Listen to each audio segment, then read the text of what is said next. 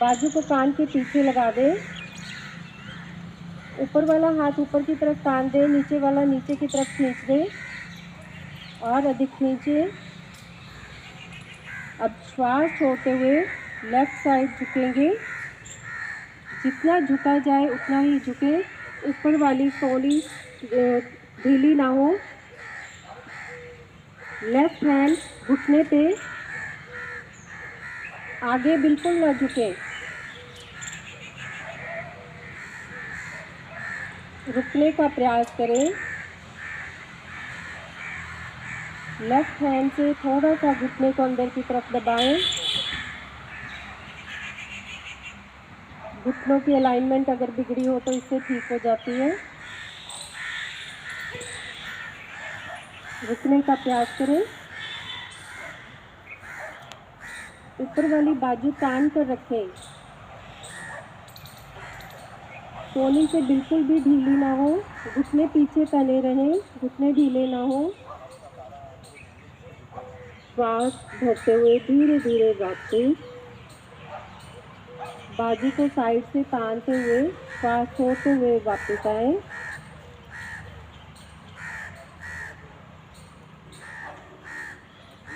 यही क्रिया दूसरी तरफ से। श्वास भरते हुए लेफ्ट हैंड ऊपर, तान दे बाजू को ऊपर की तरफ और अधिक ताने। बाजू को कानों के पीछे लगा दे, कान के पीछे लगा दे। कोहनी से बाजू ढीली ना हो, घुटने पीछे तने हुए। अब श्वास छोड़ते हुए राइट साइड झुकेंगे। बगल से आगे बिल्कुल नहीं झुकेंगे। रुकने का प्रयास करें। राइट हैंड से घुटने को थोड़ा सा अंदर की तरफ दबाएं।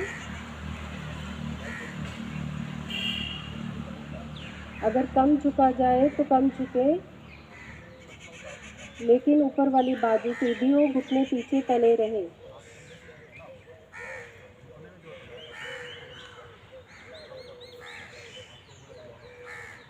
घुटनों पे प्रभाव को महसूस करें।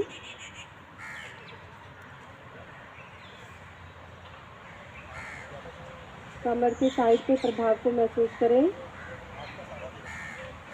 सांस भरते हुए धीरे धीरे वापस तान दे बाजू को ऊपर की तरफ, नीचे वाला बाजू नीचे की तरफ तान दे। नीचे हथेली का रुख नीचे की तरफ करते हुए धीरे धीरे श्वास छोड़ते हुए वापस आए।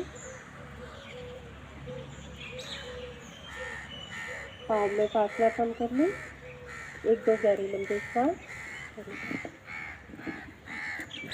ये जो आसन किया बढ़िया कराया इन्होंने, परंतु उसकी जो वो थी ना गाइडलाइन थोड़ी सी ढीली थी, तो इस क्षेत्र के जो प्रधान हैं हमारे स्टीव जैन जी इसका सुधार कराएंगे।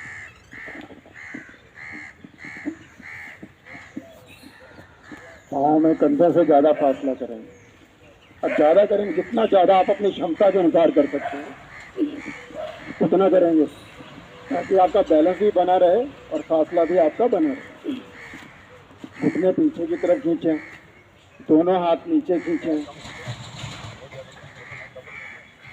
और दायां हाथ हथेली का रुख ऊपर करते हुए धीरे धीरे ऊपर लेके जाएंगे। कान के साथ लगा देंगे, खींचेंगे ऊपर हाथ। अब इसमें जो आपका जो हाथ ऊपर लग गया, भुजबली कान के साथ लग गई, आपने इसको अलग नहीं होने देना। गर्दन और बाजू एक साथ रहने चाहिए, मतलब कि इसमें आपने कुछ नहीं करना है, आपने सिर्फ इसका खिंचाव बनाकर रखना है। इसमें खिंचाव में कमी नहीं आनी चाहिए। अब दूसरा हाथ नीचे की तरफ खींचेंगे। अब धीरे धीरे आपने करना क्या है कि जो बायां हाथ नीचे है उसको सिर्फ टांग के साथ खिसकाना है एडी की तरफ। अपने आप ऊपर वाला हाथ अपनी पोजीशन में आ जाएगा। उसके आप उससे ताकत भी नहीं लगानी है, आपने गर्दन से भी ताकत नहीं लगानी, सिर्फ आपने नीचे वाले हाथ को खिसकाते जाइए पाँव के साथ, तो ऊपर वाला हाथ आपका खिंचा रहेगा, साथ रहेगा और उसकी पोजीशन भी नहीं खराब होगी। जिनके घुटनों में दर्द रहता है वो अपनी हथेली घुटने पर आकर रोक लेंगे और घुटने को दबाते रहेंगे। जो ज़्यादा झुक सकते हैं वो झुकते जाएंगे नीचे। होता ये है कि हम ऊपर के हाथ से गर्दन से जब शक्ति लगाते हैं तो गर्दन अलग होकर झुकती है, तो आगे की तरफ झुक जाते हैं।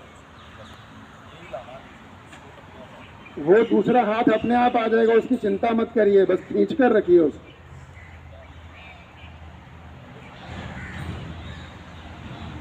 झुकिए जितना झुक सकते हैं। तो धीरे धीरे श्वास भरते हुए सीधे हो जाइए, खींचिए हाथ को ऊपर, साइड से तानते हुए वापस।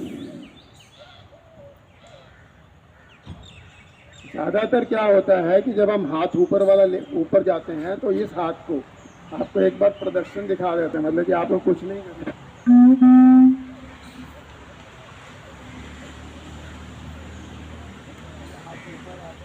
इसको अलग नहीं होने देना,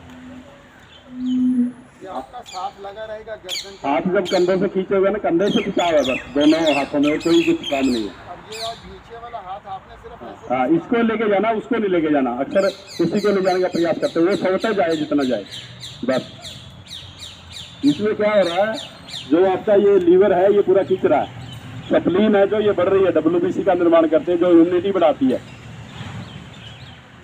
हाँ, धीरे धीरे वापिस ऐसे। हाँ, ऐसे। आपने मतलब कि एक और चीज आपको एक बताते हैं, आप अपने पाँव का फासला कम करिए।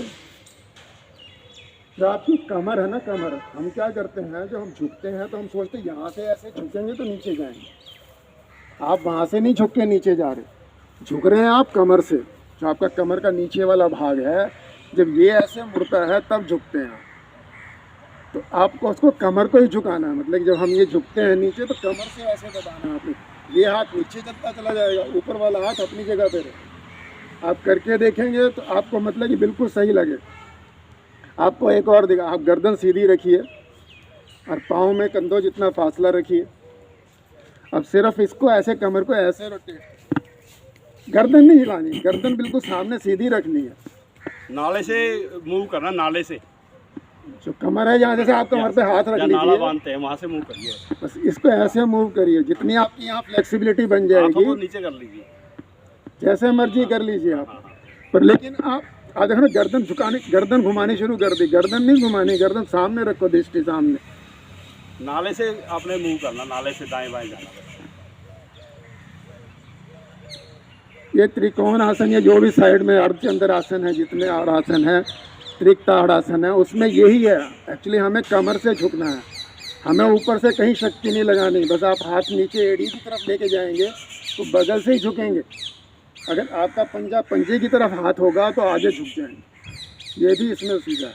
ठीक हो गया ना, पता लग गया ना, मतलब रीढ़ कैसे स्वस्थ बनेगी। घुटने यदि पीछे धकेले होंगे तो घुटने स्वस्थ हो जाएंगे। बैठ जाए एक क्षण के लिए, आप इसको समझेंगे कारण क्या है, आप घुटने कैसे ठीक होते हैं। मेरा जो बाईं ओर है, बाईं ओर मेरी पैनक्रियाज है। ये क्या, पैनक्रियाज क्या छोड़ती है, पैनकेटिक जूस। और जो मेरा लीवर है, ये लीवर महाराज, ये हाँ बाइल जूसी छोड़ता है। इसके पीछे गाल ब्लैडर एक हरे रंग का, तो बाइल जूसी जब ज्यादा मात्रा में बने उसमें स्टोर हो जाता है। और यदि स्टोर होने में उसमें कैल्शियम की मात्रा ज्यादा हो जाए तो स्टोन बन जाएंगे आपको गाल ब्लैडर के। यदि आप हर बार तला भुना खाएंगे और खाएंगे तो उससे मेरे ये हो जाएंगे। तो कारण क्या हुआ, कारण हुआ मेरा घुटने में दर्द कभी नहीं होता, ना सर्वाइकल में, ना कोहनी में, ना कंधे में, कहीं कभी भी दर्द नहीं होगा। ये दर्द तो क्या है, जो हम प्रोटीन खाते हैं, जो हम हर चीज में प्रोटीन है, जो हम खाते हैं, फ्रूट में भी है, रोटी में भी है, दूध में भी है, सभी में प्रोटीन है। प्रोटीन जब हम खाते हैं, जब मेरा लीवर महाराज अच्छी तरह से बाइल जूसेस को नहीं छोड़ेगा और मेरी जो पैनक्रियाज है ये अच्छी तरह से अपने पैनकेटिक जूस को नहीं छोड़ेगी। मेरा जो जठर है, जो मेरा पेट है, यहाँ है पेट, जठर क्या है, जठर का आकार जैसे वो नहीं लगा होता घुन, हाँ ऐसे उसका अंदर से आकार है। और उसके अंदर घुन की तरह, जैसे कहीं से लकड़ी ज्यादा खाली कहीं से कम खाली, सेम ऐसा आकार है। तो उससे क्या लिखा है, HCl हाइड्रोक्लोरिक एसिड निकलता है, जो तेजाब है। साइंटिफिक वे से समझिएगा आप। डॉक्टर आपको जब दर्द होगा तो आपको चेकिंग के लिए बोलेगा, आपको SGOT का टेस्ट कराने के लिए बोलेगा, आपको यूरिक एसिड टेस्ट कराने के लिए बोलेगा, आपको ESR टेस्ट कराएगा, RA फैक्टर टेस्ट कराने के लिए बोलेगा परंतु यदि योग का शिक्षक अच्छी तरह से अगले के चेहरे को देख के बता देगा, जीभ निकालेगा, जीभ के उससे परत चढ़ी होगी व्हाइट रंग की, ऐसे जीभ कई बार देखा ना आपको, पुराने डॉक्टर थे जो जैसे बच्चों काका डॉक्टर था, वो जीभ निकाल के देखता था, यहाँ से हाथ लगा के देखता, तालू तो नहीं गिरा इसका बच्चे का, और सारे हम कहते थे सबसे स्पेशलिस्ट डॉक्टर है। हाँ, तो आप भी स्पेशलिस्ट बनिए। हम पिछले 3-4 साल पहले यहाँ गोपालपुर में कॉलेज है, BAMS कॉलेज, तो उन्होंने कहा भी आपने ना हमारे जो BAMS के जो वो हैं स्टूडेंट्स हैं वो फाइनल ईयर में हैं, उनको कुछ ऐसी बातें बताएं जिससे टेस्ट की जरूरत ना पड़े। तो फिर हम लोगों ने उनको यही बताया कि आपने ऐसे करना है, ऐसे करना है। यदि आपके शरीर के अंदर आपको थायराइड की कमी हो जाती है तो थायराइड का T3 किस चीज़ से बनेगा, काली मिर्च से बनेगा, T4 किस चीज़ से बनेगा, ये आपको सोड से बनेगा, और TSH किससे बनेगा, जो मेरी पिचुटरी पिनियल ग्लैंड के पास बनता है, वो आपको गहेड़े के छिलके से में वही विटामिन होता है TSH। तो उनको ऐसे पूरी तरह समझाया गया। तो उनको तो पढ़ा तो था, पर हम शायद ही जाके डॉक्टर को या मरीज को लिख के देते कि इन चीज़ों का प्रयोग करो आप। तो जब वो प्रोटीन मेरा पैनक्रियाटिक जूस मेरा अच्छी तरह से ना छोड़ा मेरे जो पैनक्रियाज ने, और बाइल जूसेस का सही से सिक्रेशन नहीं हुआ, या मैंने प्रोटीन बहुत ज़्यादा खा लिया तो वो पूरा हजम नहीं हुआ, पथरियाँ बनेंगी आपको, कैल्सीगार्ड उसमें ज़्यादा हुआ तो उससे पथरियाँ बनेंगी।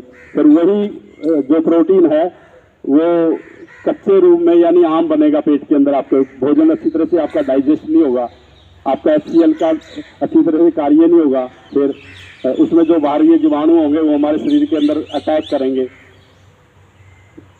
और यदि वो अटैक करेंगे तो कहाँ अटैक करेंगे, वही जो मेरा प्यूरिन साल्ट है वो प्रोटीन है प्यूरिन में चेंज हो जाएगा। प्यूरिन का आकार कैसे, जैसे पग की पिन है, पगदी पिन्ना जिदा होती है उदा का आकार है प्यूरिन साल्ट का। तो प्यूरिन साल्ट जब खून के द्वारा मेरे घुटने के जोड़ में जाएगा तो मुझे घुटने का दर्द होगा। दर्द घुटने में नहीं है, जोड़ में बिल्कुल नहीं है, दर्द है मेरे वो प्यूरिन साल्ट के अंदर जो यूरिक एसिड उसमें जम गया, जो इसमें ESR जम गया। ESR क्या है, ESR को समझिएगा, यूरिक एसिड आपने यूरिक एसिड को समझ लिया। ESR क्या है, हमारे जो खून है, खून के बैठने की जो स्थिति है, जो खून बैठता है हमारा ठहरता है, उसके ठहरने की स्थिति है, उसका गाढ़ेपन की स्थिति है भाई, वो अच्छी तरह से बैठ रहा है, उसकी जो जमने की बैठने की स्थिति है ज़्यादा या कम है तो इसे ESR कहते हैं। जब आप ESR टेस्ट कराते हैं, डॉक्टर ESR का टेस्ट आपको कई घंटों के बाद देता है, यूरिक एसिड का तुरंत दे देता है। तो जब हम ये आसन करते हैं, जो आपने त्रिकोण आसन किया, तो घुटनों का दर्द इससे ऐसे ठीक होता है। क्यों आपके ये फिर सप्लीन आ गई।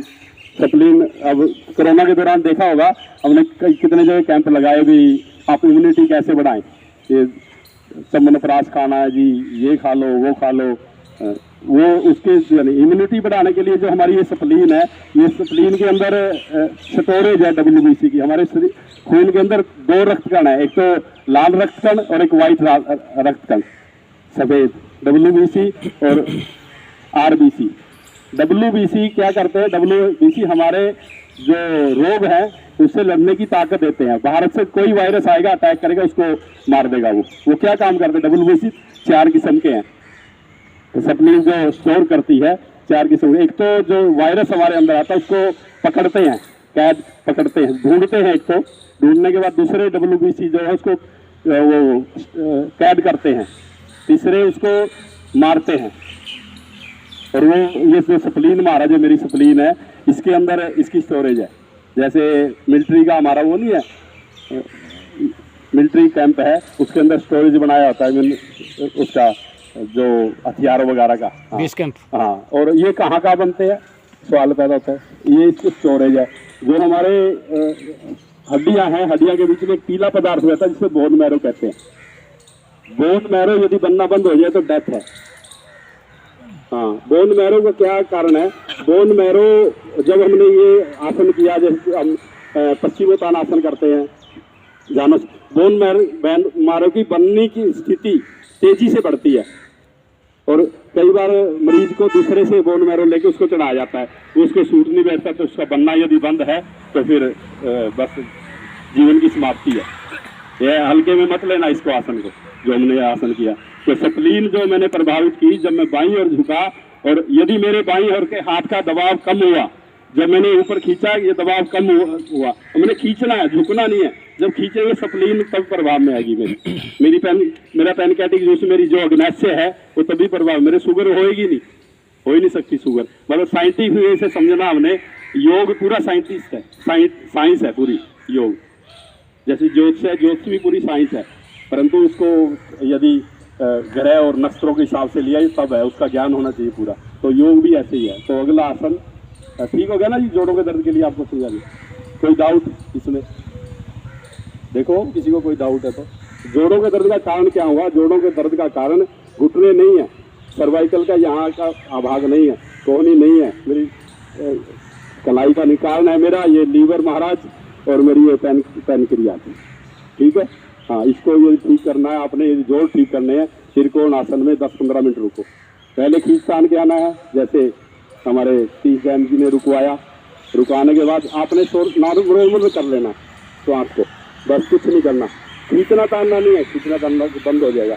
आप देखोगे आपको आनंद आना शुरू हो जाएगा, समाधि की ओर चले जाएंगे। हर आसन में समाधि लगती है। तो अगला आसन गरुड़ आसन का अभ्यास करेंगे। कौन कराएगा? आओ।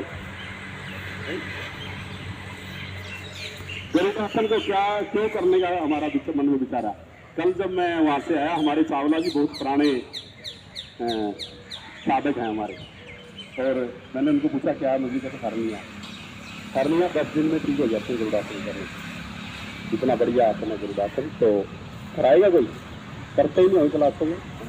हाँ, खड़े हो जाए। हरनिया है, पेंडेक्स है, शरीर बाहर आ रहा है, अंडकोश की वृद्धि है टेंट्स के अंदर, सब ठीक हो जाएगी। देखो कितने लाभ हैं, खून बनेगा इसमें, बहुत लाभ हैं। इतना बढ़िया गरुड़ासन है। गरुड़ पक्षी से लिया गया आसन है। भगवान माता सीता का जो मतलब उसका बताने का काम था, गरुड़ महाराज का था। तो वही महाराज है, उसको ही प्रभावित करेंगे, उसको जो आसन। पैरों को मिला लें, हाँ, पैरों को थोड़ा सा मोड़ लें, झुक आए। दाएं पाँव को उठाकर बाएं घुटने के ऊपर रखें और लपेट दें, जैसे रस्सी लपेटते हैं। आंखें खोल के त्राटक के साथ कर सकते हैं। ऐसे बाएं को भी मोड़ ले और इस हाथ के ऊपर हाथ लपेटे, हथेलियां परस्पर मिल जाएं, नासिका के पास आ जाएं।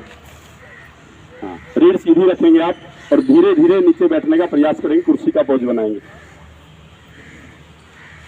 यदि थोड़े से झुका के लिपेटे तो लिपटेगा नहीं। हाँ हाँ जी, ये दीवार के हाँ सहारा लेके भी शुरू में कर सकते हैं आप। ये और ग्रोथिंग है ना, जो फैटी लीवर हो गया जी, मेरा हार्ट इन लार्ज हो गया जी, लीवर इन लार्ज हो गया, सब ठीक। पेंडेक्स, हर्निया सब ठीक, जो धीरे धीरे वापिस आ जाए। तो देखें आप,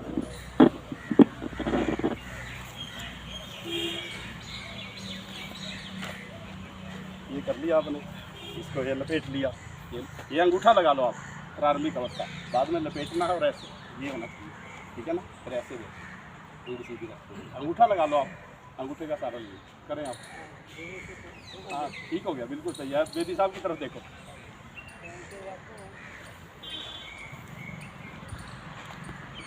यानी 40 साल के बाद हमारे शरीर में हड्डियों की और ग्रोथिंग शुरू हो जाती है। तो ऐसे दोषों से दूर करने के लिए ये बहुत बढ़िया आसन। आगे नहीं झुकना जी। हाँ, ये बड़ा इजी वे। ममता ने तो पैर ही लाया है पूरा, अंगूठा लगाने के लिए मैंने बोला ये लपेट तो बनाओ ना थोड़ी सी। हाँ, यदि रस्सी लपेटी नहीं होगी, लपेट नहीं होगी, रस्सी टूट जाएगी और पानी में जो बाल्टी आप भरने के लिए गिराई है तो पानी बाल्टी भी रह जाएगी और रस्सी भी गई। हाँ हाँ हाँ, धीरे धीरे वापिस इसी क्रिया को बाईं ओर से करेंगे। हाथ नीचे ले लें, पैरों को थोड़ा सा झुका दें घुटनों से, बाएं पाँव को दाएं के ऊपर लपेट बनाएं, अंगूठे का सहारा ले लें ऐसे। हाँ, हाथ को भी ले लें आप दाएं को, उसके ऊपर बाएं हाथ लपेट दें, हथेलियां परस्पर मिल जाएं, रीढ़ सीधी रखें, आगे झुके, हाँ आगे नहीं झुकना, नीचे झुकना है, रीढ़ सीधी रखते हुए। आप देखें यहाँ प्रभाव पड़ रहा है कि नहीं। ये इसीलिए कराया जा रहा है ताकि आपको हर्निया, अपेंडिक्स ये ना हो। धीरे धीरे वापस बैठ जाएं आप। मेरी दिमाग सेशन होती है, आपको पता क्या है। बेदी साहब शुरू से हम एक बार क्या विजिट करके आना, अशोक शर्मा जी और मैं, हम दोनों विश्व योग स्थान में चले गए थे। तो हम BCM स्कूल के सामने जो पार्क है ना, वहाँ बेदी साहब ने पूरा मजबा लगाया हुआ था। तो याद है मुझे, अभी आ रहा है बेदी साहब। तो बड़े अच्छे अच्छे शिक्षक तैयार किए इन्होंने। ये जो क्लास है ना, ये भी उसी की देन है। तभी तो मैंने आपका आप मास्टर ठीक हो गया ना, समझ लगे आपको। ओवर ग्रोथिंग ठीक करनी है, हर्निया ठीक करनी है, अंडकोश की वृद्धि रोकनी है, मेरी माँ और मेरी बहन का शरीर जो बाहर आता है उसको सही करना है। तो ये आसन, देखो कितने फायदे हैं इसके, और खून का निर्माण होता है इससे। और ये जो छाती है इसका, जो इसको खाने वाला वो भी मेरे सीखी है। चलो कटी चक्कर आसन कौन कराएगा? नहीं, वो तो बाद में कराएंगे, हटाएंगे तो नहीं ना। हमने ज्यादा ज्ञान नहीं आसन पर खड़े हो जाएं। करनी है जो आपके काम आए, बस हमेशा क्लास। कटी चक्कर आसन बहुत बार करते हैं हम, पर लेकिन आपको आवाज़ के साथ चलना है। मतलब कि ये मान के कि मैंने बहुत बार किया होगा तो एकदम से शुरू नहीं होना, फिर आपको इसका फ़र्क पता लगेगा जो आज तक आप करते रहे। आपने ना ऐसे करना, आज नए आए हो, आज बस सारे ही पाँव में कंधों जितना फासला रखेंगे, दोनों पाँव सीधे, मतलब कि एडी और पंजों का फासला बराबर होना चाहिए। ये नहीं कि पंजे बाहर की तरफ ये अक्सर ना ऐसे होती है। हाँ, ये बराबर करो बस। उनको ऐसे करना और कंधों जितना ही फासला रखना है। बस घुटने पीछे की तरफ खींच कर रखने हैं। ये पोजीशन अपनी पहली स्टार्ट ठीक कर लीजिए। आपसी 5 उंगलियां मिलाओ आप। अब दोनों हाथ सामने सामने लेके आएंगे, 5 उंगलियां मिलाएंगे और हाथों को खींचेंगे। मतलब कि हाथों में कोई ढिलाई नहीं, मतलब कि आपके 5 उंगलियां मिला के उंगलियों के नाखून से लेके कंधे तक का खिंचाव एक जैसा होना।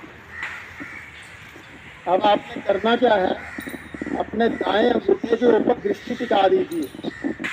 दृष्टि हटानी नहीं है, अब आपने दृष्टि अंगूठे पर टिकाइए और धीरे धीरे श्वास भरते हुए दाईं तरफ घूम जाइए। दृष्टि नहीं हटानी है। बायां हाथ दाएं कंधे पे आएगा और आपने अंगूठे को देखते रहना है, पीछे जाते चले जाइए जितना जा सकते हैं।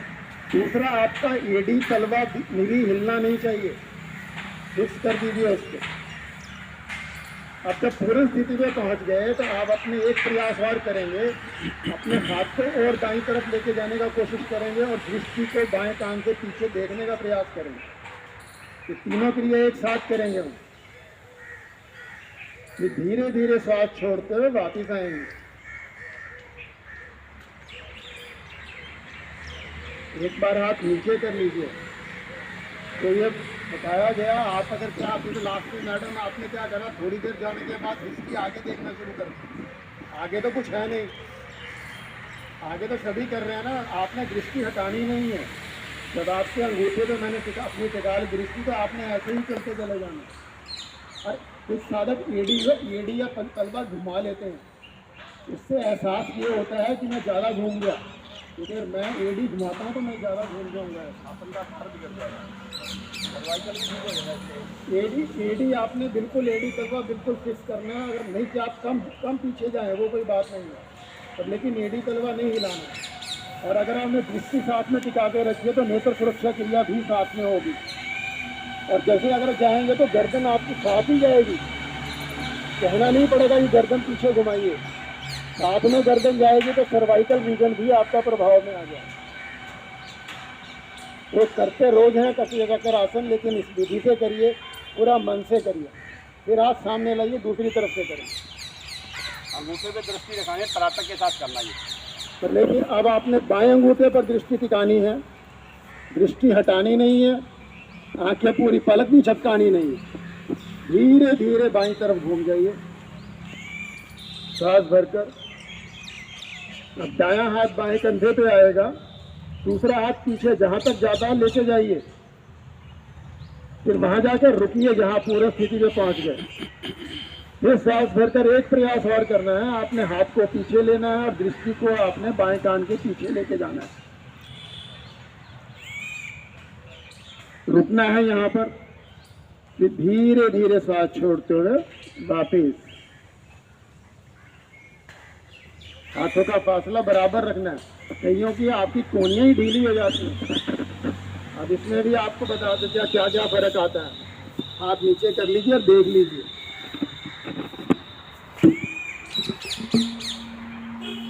आप जैसे करते हैं, होता क्या है कि कोहनी, यहाँ हम गए तो ये कोहनी ढीली करनी शुरू कर देते हैं, यहाँ पे शुरू से ही कर देते हैं।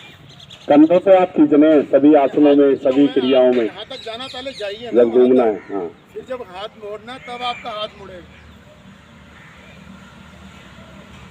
अंगूठे की जो अंगूठे का नाखून है उससे हाथ दृष्टि नहीं हाथ हटानी। आया तो आपका साथ हाथ निकल के बराबर फासला बना के लाना है।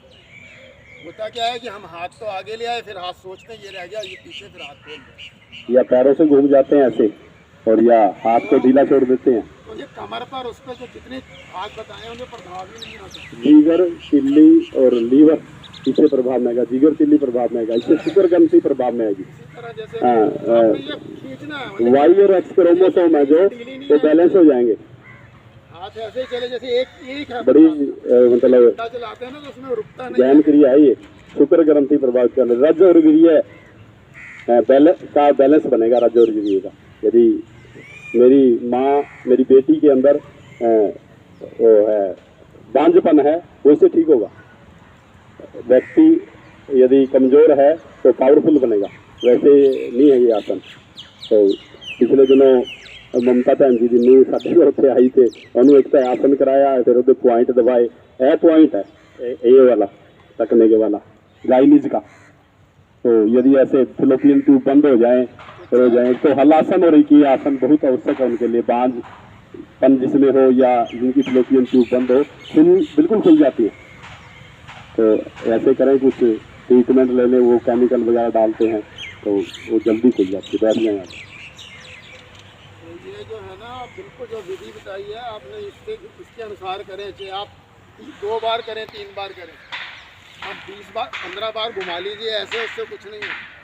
1 बार 2 बार बस बहुत है, परंतु शरीर ढीला नहीं पड़ना चाहिए, त्राटक मेरा छूटना नहीं चाहिए, पैरों से शरीर घूमना नहीं चाहिए, कंधों से शक्ति कम नहीं होनी चाहिए।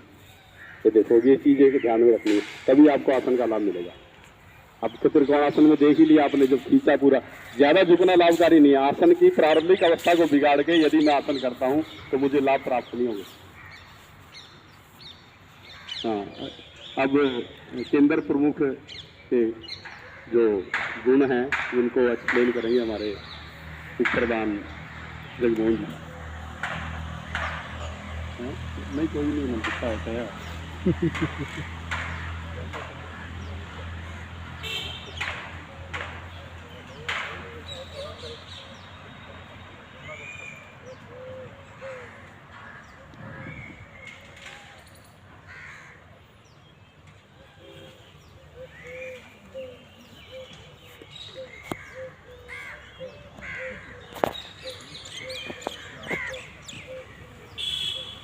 देखिए, कोई भी ऑर्गेनाइजेशन या कोई भी संस्था जब तक उसका प्रचार प्रसार नहीं होता, उसकी अच्छी चीज़ों को लोगों को बताया नहीं जाता, तब तक लोग उसके साथ जुड़ते नहीं हैं। तो सबसे पहले तो हमको ये पता होना चाहिए कि हमारा संस्थान क्या है, संस्थान का उद्देश्य क्या है, क्यों हम भारतीय योग संस्थान के साथ ही जुड़े हैं। जब इन चीज़ों को थोड़ा सा हम इनका अध्ययन करेंगे, इन बातों को अपने ध्यान में रखेंगे, तो आप देखिए कैसे प्रचार प्रसार होता है। सबसे पहले हमको संस्थान की विचारधारा, हमारे संस्थान की विचारधारा क्या है, इसका पता होना चाहिए।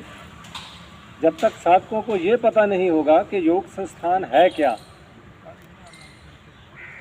करता क्या है और उसका उद्देश्य क्या है, देखिए, भारतीय योग संस्थान का भारतीय संस्कृति में अटूट विश्वास है। हम भारतीय संस्कृति का प्रचार प्रसार करते हैं। हमारी जो सनातन संस्कृति है, संस्कृति शब्द जो है वो संस्कृत भाषा से लिया गया है, जिसका अर्थ है सम माने संवारना और कृति माने जो कुछ हम करते हैं। अर्थात किसी भी कर्म या व्यक्ति को संवारने के लिए जो क्रिया होती है, कोई कर्म हो या किसी व्यक्ति को संवारने के लिए जो क्रिया हम करते हैं, उसी को संस्कृति कहा जाता है। इसके द्वारा व्यक्ति में ऐसे संस्कारों का निर्माण होता है, पता भी नहीं चलता। देखिए, ज़रूरी नहीं कि हमको जागरूक होकर, ये स्वतः ही होता रहता है। ऐसे संस्कारों का निर्माण होता है जो उसके जीवन लक्ष्य की ओर, उसके जीवन लक्ष्य की ओर अग्रसर करते हैं, और फिर वो व्यक्ति दूसरों को भी ऐसा करने की प्रेरणा देता है।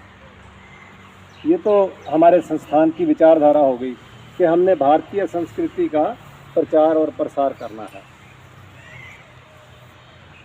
और ये इसका उद्देश्य क्या है? इसका उद्देश्य एक ही है, निष्काम कर्म, निष्काम सेवा। अब देखिए, हमारे अधिकारी हैं, मैं भी 15-20 साल से अपने ऐसे अधिकारियों को भी जानता हूं जो पिछले 25 साल से जुड़े हुए हैं। हमारे वीर भान जी हैं।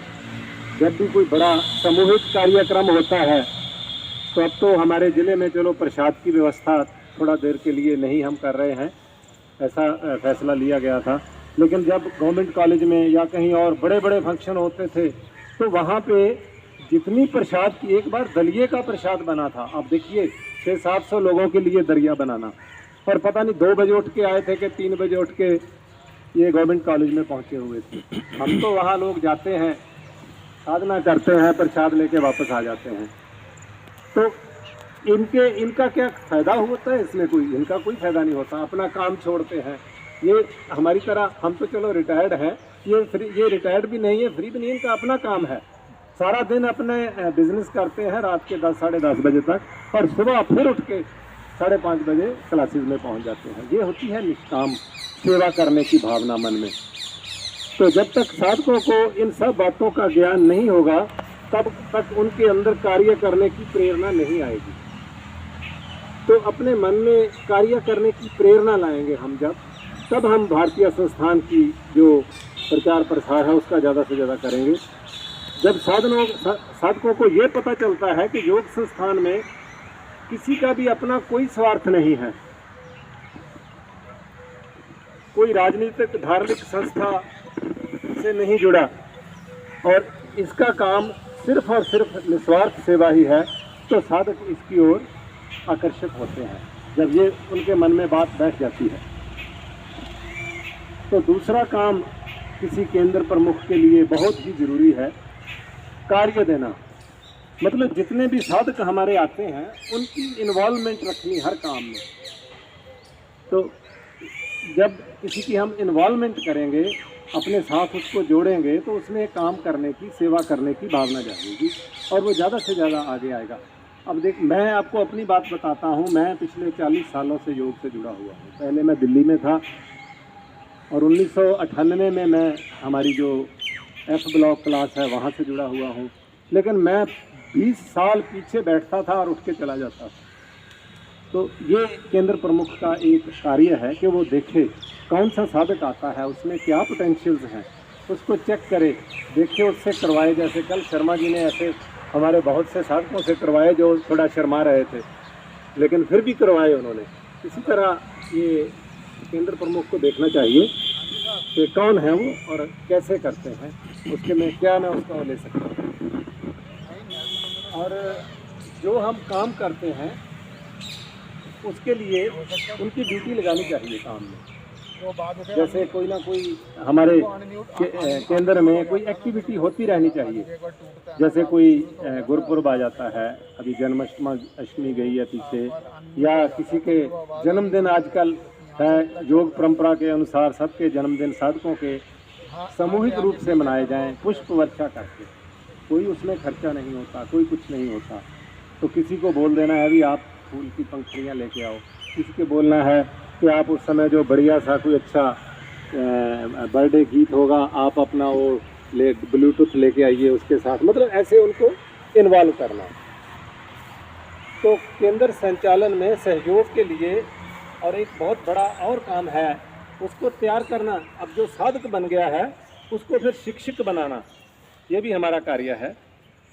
साधना वाले पार्क ये आप सब आज से अपने मन में बैठा लीजिए। देखिए कितने लोग यहाँ सैर करते हैं, तो आप हर रोज़ 1 या 2 लोगों को यहाँ उसके बाद मिलें जाके ज़रूर, और उनको बताएं कि सैर करने में और योग की क्रियाएं साधना करने में क्या फ़र्क है, क्या उससे आपको ज़्यादा लाभ हो सकते हैं, और उनको योगाभ्यास करने की प्रेरणा देनी। जो कई बार क्या है, कोई आता है साधक नया, लेकिन उसको हम भूल जाते हैं, वो थोड़े दिनों के बाद आना बंद कर देता है।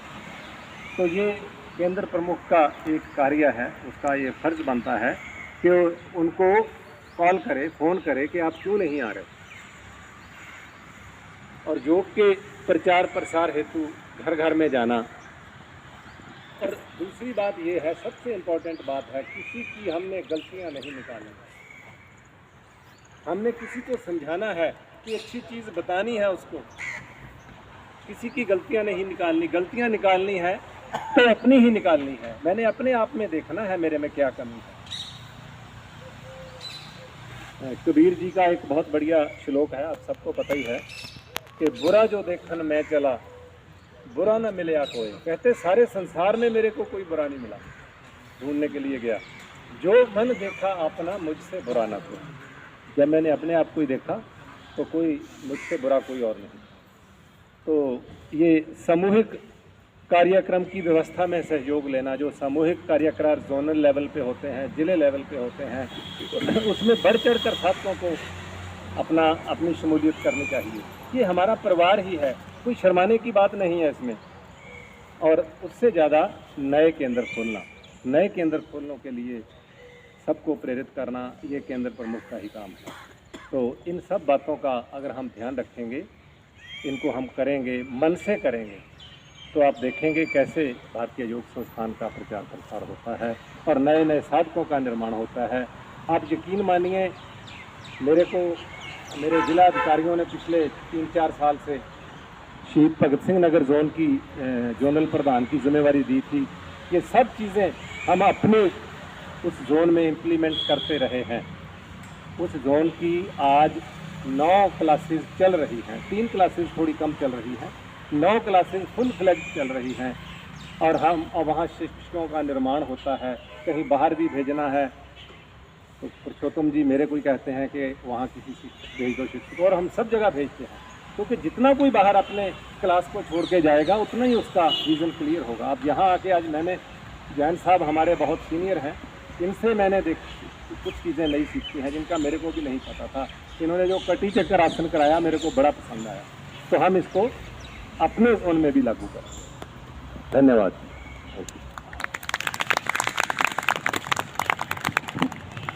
कल को एफिशिएंसी क्लास फिर लगेगी। जैन साहब कह रहे थे जैनियों का कोई पर्व है, कोई बात नहीं, जो जैनी है वो ना आए। तो जैन क्या है, पिछले दिनों बात हो रही थी पुरुषोत्तम जी से, आप बैठे हुए हो तो आपके भाव को पढ़ लेना जैन है। बहुत ऊंची अवस्था है जैन की। पिछले दिनों हमने उसमें व्हाट्सएप पे ये डाल दिया, और हरिद्वार की जिला प्रधान है सूदा जैन, वो कहती हमारे गुरु जी जो थे ना, वो स्वामी महाप्रज्ञ जी महाराज, उन्होंने कभी एक्सप्लेन किया था, कहते आज मुझे वो याद आ गए। तो उनकी मेरे पास एक सीडी होती थी, हम आनंदगढ़ में जब कैंप लगाया तो कैंप में आए थे, वो पूर्ण योग था उनके अंदर, स्वामी महाप्रज्ञ के अंदर। जैनियों के जो वो थे गद्दी नसीन महाराज थे, पूरा खाने में, पीने में, रहने में, देखने में, हर चीज़ योग पूरा। हम कुछ भी नहीं करते मेरे हिसाब से, वो इतनी गहराई थी उनकी सीढ़ी थी। मेरे से कोई मांग के ले गया तो बाद में उसको दी नहीं, मुझे याद भी नहीं कौन ले गया। तो अब प्राणायाम की ओर बढ़ते हैं। आपको ना गलती निकालना, ये वो करना, या रोज ही आसन करते हो, मैं आपको कह दूँ ताड़ासन ये वो 50 चीज़ें बता के चले जाऊँ, तो आपको गरुड़ासन का पता लग गया, आप कराओगे टेक्निक का पता लग गया, चक्कर आसन आप कमर चक्कर आसन किया उसकी टेक्निक का पता लग गया, वो आप सारी उम्र आपके काम आएगी। यदि मैं वो ऐसे लेक्चर ही दे के चले जाऊँ उसका कोई फायदा नहीं। एफिशिएंसी क्लास का मतलब यही है आप के हृदय में वो चीज़ बैठ जाए और आप समाज में उसको बांट दें, बस इसका मतलब ये है। प्राणायाम की ओर बढ़ते हैं। गहरे लंबे श्वास कल आपको कराए गए थे, 5 से 6 मिनट कराए गए आपको पता ही है गहरे लंबे श्वास कितने प्रभावशाली हैं। तो नेत्र कोमल से बंद कर लें, कमर गर्दन सीधी रखें, हो सके तो पद्मासन लगाएं, ध्यान सामान्य श्वास की ओर करें।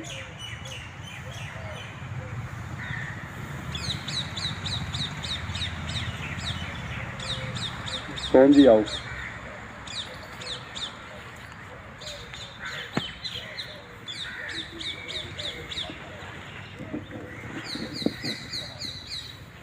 करेंगे गहरे लंबे सांस, सांस बाहर निकालना शुरू करें। नाभि का अंदर की ओर संकोचन करना शुरू करें। पूरी नाभि अंदर कोशिश करें, ऐसा महसूस करें कि आपकी नाभि रीढ़ मूल के साथ लगी है। पूरा सांस बाहर, मूल बंद ऊपर। अब सांस को धीरे धीरे निकालना शुरू करें और पेट को ढीला करना शुरू करें। पूरा सांस भरिए, पेट को बाहर की ओर लेके जाइए, अधिक से अधिक बाहर ले जाएं। फिर से मूल बंद को ढीला करते हुए फिर से सांस बाहर निकालना शुरू करें और नाभि का अंदर की ओर से संकोचन करना शुरू करें। निकालते जाइए सांस। कोशिश करें कि एक सांस के बाद दूसरा सांस और ज़्यादा लंबा, गहरा, सूक्ष्म, हर एक सांस के साथ देखते जाएं सांस को। बारंबार इसी प्रक्रिया को करते जाएं।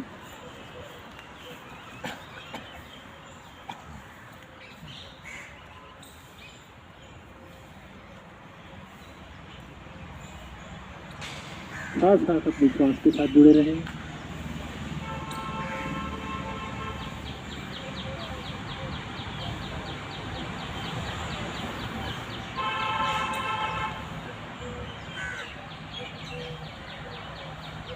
और गहरा और लंबा और सूक्ष्म अपने साथ जुड़ जाएं। सांसों के साथ जुड़ने का मतलब है अपने आप से जुड़ना।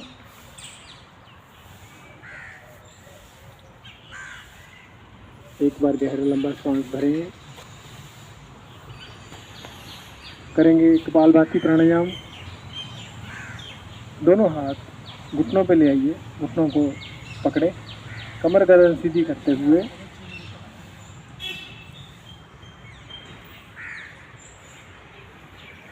अब धीरे धीरे से सांस भरें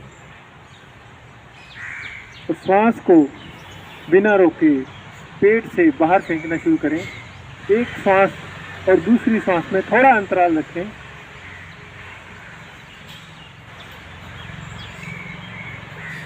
जो कर सकते हैं साथ साथ मूल बंद का अभ्यास करें।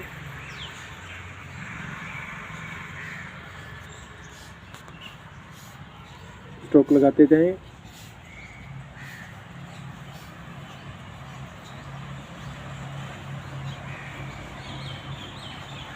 ब्लड का सर्कुलेशन सर की ओर। एक सांस और दूसरी सांस में अंतराल रखें।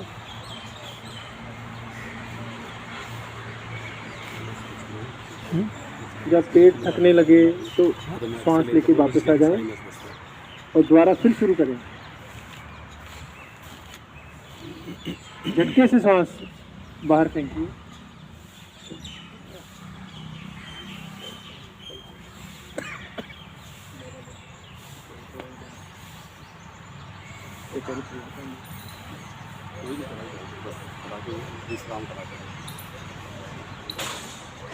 श्वास करते हुए एक बार वापिस आ जाएं। पेट ढीला, आंखें कोमलता से बंद, चेहरे पर प्रसन्नता।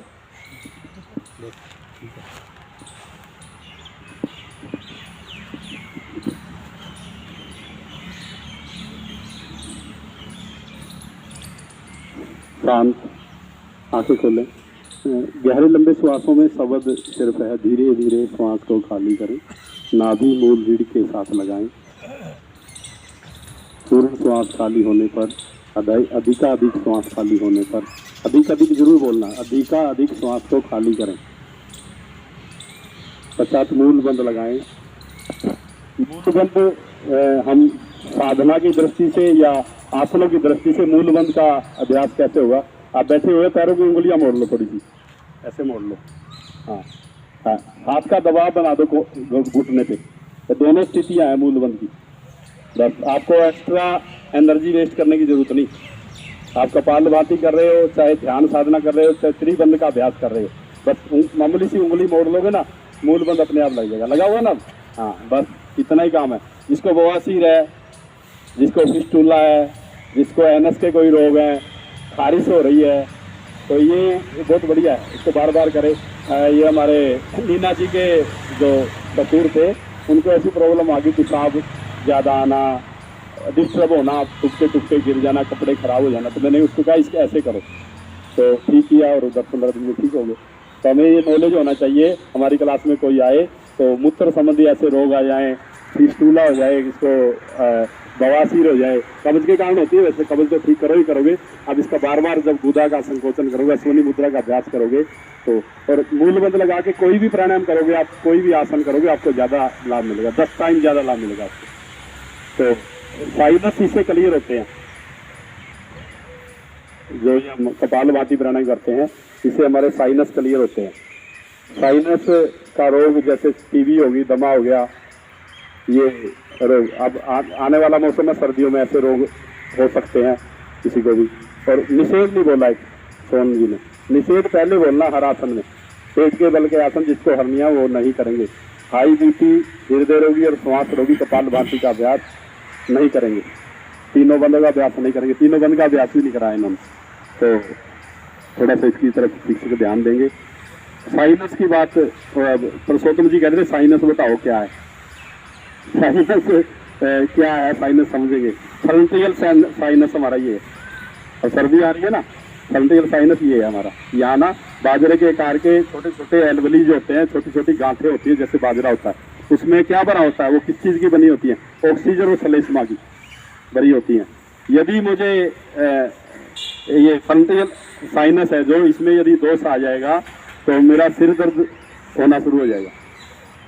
हाँ, इसको ठीक कैसे करना? फिर इसकी बात, आपने कोई भी तेल ले लिया, ये देखो ऐसे, ये कर लिया। फिर मैक्सिलरी साइनस। मैक्सिलरी साइनस कहाँ है? जो हमारे गाल है ना, गाल के पास, ऊपर वाली जाड़ के नीचे। आपने देखा होगा कई बार किसी को दांत में ज़्यादा दर्द होता है, इन्फेक्शन हो जाती है, तो मैजिटोल की गोलियां खाते हैं। सुना होगा आपने किसी रिश्तेदार को गोली, मैजिटोल की। और मैजिटोल की जो गोली है, बड़ी शरीर को खत्म करने वाली गोली है मैजिटोल। इंजेक्शन भी लगवाते हैं कोई, मैक्सिलरी का जो डॉक्टर है वही उसको ट्रीट कर सकता है। तो ये है, इसकी भी आप ऐसे, ये देखो कान की तो ऐसे होगी, इसको यहाँ ऐसे मालिश करोगे आप, वो मैक्सिलरी जो साइनस है वो प्रभाव आ जाएगा। तो एक जो हमारा है साइनस यहाँ है, साइनस की नारे 4 साइनस हैं हमारे। हाँ, ये वाली, हाँ, ये वाली आप, हाँ यहाँ, ठीक है। और रूमेटाइड जो साइनस है वो मेरी आँख के पीछे है, ये नाक के नीचे आके आँख के पीछे है। हाँ, इनके सिम्टम अलग अलग हैं, जो एक्सप्लेन करने लगेंगे इनको साइनस को पुरुषोत्तम जी, तो टाइम बहुत ज़्यादा लगेगा। तो मैंने मोटे तौर पे आपको बता दिया कि जो साइनस है ये फ्रंटियल, ठीक है ना, हाँ, मैक्सिलरी, और ये ऊपर नोज वाला है, और एक आँख के पीछे है। आँख के पीछे वाला जो साइनस है उसमें इन्फेक्शन बहुत कम होता है। सर साइनस होता क्या है? साइनस जो सांस लेते हैं ना, हमारे नासिका के अंदर श्लेष्मा और झिल्लियाँ हैं, वो झिल्लियों की एक्सप्लेशन की है मैंने। झिल्लियाँ कहाँ है? झिल्लियों का जो कंट्रोल है यहाँ 4 जगह से है। जिसको दमा हो जाएगा, जिसको टीबी हो जाएगा, ये साइनस उसके इन्फेक्टेड हो जाए, उनको बैड इफेक्ट पड़ जाएगा। तो मैं कई बार कहता हूँ ना, जिसको टीबी हुई है, लहसुन की 2 तुरियाँ ले, दूध से उबालो, तो उसकी मलाई बना के रोज खाओ, तो टीबी क्यों ठीक होनी है? फेफड़े तो जहाँ साफ होंगे, साइनस के ऊपर बड़ा सुंदर प्रभाव पड़ेगा।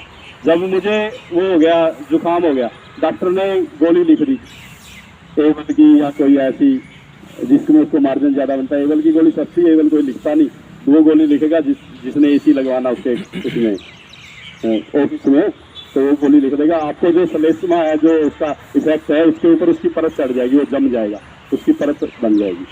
परत बनने के बाद फिर साइनस, जुकाम है, जुकाम के बाद आपको दमा हो जाएगा, फिर आपको वो गिरना शुरू हो जाएगा आपके ब्रेन के अंदर से। ये स्टेप बाय स्टेप ऐसे रोग आपको आएंगे और फिर आप टीबी से इफेक्टेड हो जाएंगे।